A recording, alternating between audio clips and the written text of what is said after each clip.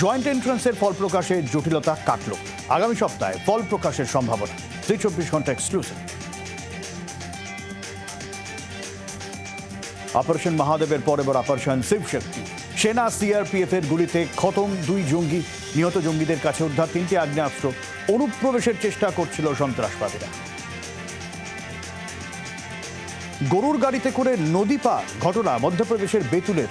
Bridge নেই, বর্ষায় নদীতে জল বেড়েছে। মাথায় বিপদ নিয়ে বাধ্য হয়ে গরুর গাড়িতে চাপিয়ে হাসপাতালে পাঠানো হলো গর্ভবতী মহিলাকে।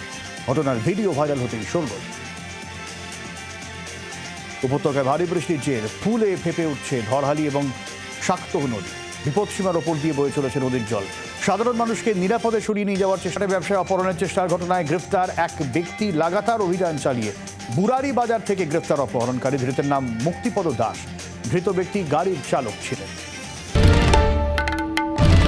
বাংলার আওয়াজ, বাঙালির আবেগ, জি 24 ঘন্টা।